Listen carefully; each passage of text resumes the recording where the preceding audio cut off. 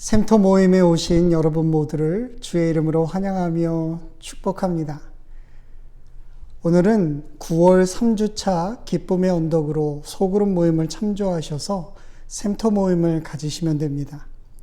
우리가 오늘 함께 나누려고 하는 주제는요, 근심, 후회라는 것입니다. 여러분 그동안 살면서 가장 많이 후회한 것이 어떤 일 때문이었나요? 어떤 말이나 행동을 했기 때문에 후회하는 경우도 있고요. 그 반대로 어떤 말이나 행동을 하지 않았기 때문에 후회할 때도 있었을 거예요. 오늘 말씀 가운데 나타나는 사도 바울의 모습이 바로 그런 것이었습니다. 우리가 읽은 고린도후서 7장 이 말씀은 2장에 이어서 계속 나오는 그러한 내용이라고 할 수 있는데요. 사실 사도 바울은 이전에도 고린도 교회에 문제가 있다라고 하는 소식을 듣고 그 죄를 책망하는 편지를 썼었습니다. 그러면서도 그 편지 때문에 혹 고린도 교인들이 근심하거나 그들과의 관계가 더 악화되지는 않을까, 그래서 늘 써놓고도 후회했었거든요. 그런데 놀라운 것은 그 편지를 받고 고린도 교인들이 자신의 잘못을 깨닫고 회개하는 모습을 보였었다는 것입니다. 그래서 여기 고린도 후서를 다시 또 보내게 돼요. 그러면서 이전에 회개했던 그 모습을 다시 한번 언급하고 있는 것입니다.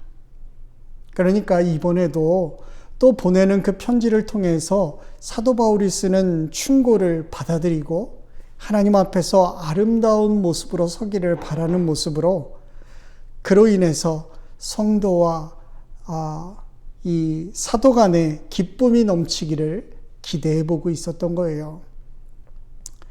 우리가 이번 주간부터 계속 고린도 후서 말씀을 묵상하고 있는데요. 2장부터 7장까지의 흐름을 보면 사도 바울은 고린도 교인들을 권면하는 말을 계속해서 하고 있습니다. 믿는 사람들은 그리스도의 향기라는 거예요. 또한 그리스도의 편지이고 또한 새 언약의 일꾼이다. 보배를 담는 질그릇이다. 또는 화목의 사신이다. 이러한 내용들을 이야기합니다. 이 편지를 쓸 때 사도 바울은 사실 성령의 인도하심을 받아서 의도하지 않게 마게도냐로 향해서 지금 전도 여행을 떠나게 되었어요. 그런데 늘 고린도 교회를 향한 그 마음이 편하지가 않았습니다. 그래서 디도를 고린도에 보냈던 바로 그러한 때였다고 할 수 있습니다.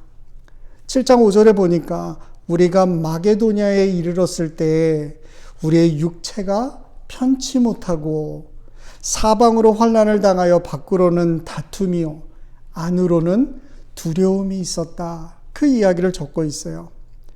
바울의 육체가 편하지 못했던 이유는 핍박하는 무리들이 늘 그 옆에서 괴롭혔기 때문입니다. 또한 사랑하고 기도하는 그 고린도 교회로부터 좋은 소식이 들리지 않아서였어요. 그러니까 이 밖으로의 다툼이라고 하는 것은요, 바울의 전도를 회방하는 유대교를 신봉하는 그 무리들과 우상 숭배자들과의 다툼이었다면, 안으로의 두려움은 바로 여기 고린도 교회를 향한 바울의 노심초사의 마음이었다는 거죠. 그래서 그의 복음 증거와 그 가르침이 방해받지 않기를 바라는 그 안타까운 마음이 그 안에 담겨져 있다, 우리가 볼 수 있습니다. 그런데 고린도에서 이 디도가 돌아오면서 다툼과 두려움 가운데 놓여 있었던 바울이 정말 커다란 위로를 받게 돼요. 8절에 보니까요, 내가 편지로 인해 여러분을 근심하게 했다 할지라도 지금은 후회하지 않습니다. 그렇게 말하고 있어요. 여기 교인들이 잠시 근심했다라고 하는 것은 늘상 우리가 삶 가운데 생각하는 근심과는 분명히 다른 부분입니다. 이 성경에 두 가지의 근심에 대한 이야기를 해요. 하나는요, 세상 근심입니다. 그리고 또 다른 하나는 하나님의 뜻대로 하는 근심이 있다는 것을 얘기하고 있어요. 고린도 교인들의 통상적인 근심이라고 하는 것, 이거 세상에 속한 근심이겠죠. 먹을 것, 마실 것, 입을 것, 돈 버는 것, 출세하는 것, 사실 이런 것들에 대한 근심이요, 지금과 동일할 겁니다. 그러나 지금 잠시만의 그 근심은 바울의 편지를 받고 그들의 잘못된 행동들에 대한 뉘우침의 근심이라고 할 수 있어요. 바로 거기에 차이점이 있었다는 것입니다. 아, 우리가 왜 이런 일을 했을까? 아, 이것이 하나님 보시기에 옳지 않은 거였구나. 그들이 근심하기 시작했어요. 여러분, 사도 바울이 이 소식을 들었을 때 얼마나 그 마음이 기뻤겠습니까? 바울의 기쁨은요, 지난번에 내가 그렇게 하지 말라 했는데도 불구하고, 아, 이거 잘 안 됐더니 지금 너희들 참 고통당하고 있지, 쌤통이다. 여러분, 이런 마음이 아니었다는 거죠.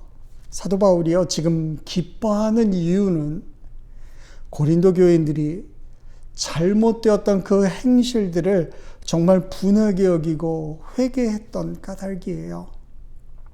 사도 바울은 그 고린도 교인들이 잘못된 행실들을 어떻게 하면 고칠 수 있을까 근심하는 그 모습, 바로 이것이 하나님의 뜻대로 하는 근심이라고 표현하고 있는 것입니다.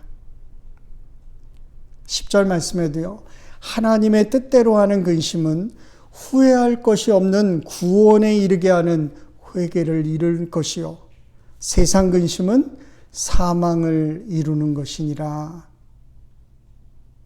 우리가 하나님의 일을 잘 감당하지 못하는 것을 근심하고 말씀대로 살지 못했던 것들, 이것을 마음으로 아파하고 슬퍼할 때 우리의 모습은 하나님 보실 때 너무나도 기뻐하는 모습이 될 수 있다는 것입니다. 여러분, 하나님의 뜻대로 하는 근심은 분명히 우리를 아름답게 변화시킬 것입니다. 우리의 마음을 변화시키고요, 우리의 삶과 우리의 행동을 변화시켜요.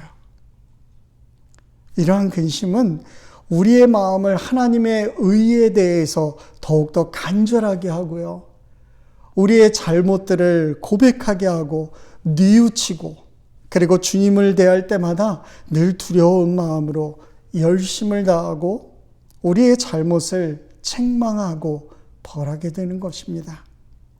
여러분, 그렇게 함으로 우리가 깨끗하게 정화될 수 있는 거예요. 예수님을 믿는 우리에게는요, 이 근심이 필요해요. 이는 우리를 병들게 하고 죽게 만드는 세상의 근심과는 분명히 다릅니다. 여러분, 어떻게 하면 죄와 허물에서 내가 깨끗해질 수 있을까? 어떻게 하면 내가 하나님의 일을 더 잘 할 수 있을까? 우리가 어떻게 하면 그 그리스도의 사랑을 내 이웃들에게 증거할 수 있을까? 우리의 마음이 뜨거워지고 하나님 앞에 헌신할 수 있는 방법이 무엇일까? 여러분, 이런 것들이요, 하나님의 뜻대로 하는 근심이라고 하는 것입니다. 우리가 생활 가운데 하나님의 뜻대로 하는 근심을 계속해서 해나갈 때 우리는 하나님께 속한 사람으로 정말 크고 작은 잘못들에 대해서 늘 회개하며 거룩한 삶을 살기 위해서 힘쓰게 될 것입니다. 오늘도 우리의 부족함과 우리의 죄악을 용서하시는 그 하나님을 발견하고 하나님께서 주시는 위로와 기쁨을 정말 삶의 작은 부분에서도 풍성하게 누릴 수 있는 저와 여러분 되기를 주의 이름으로 간절히 기도합니다. 같이 기도하겠습니다.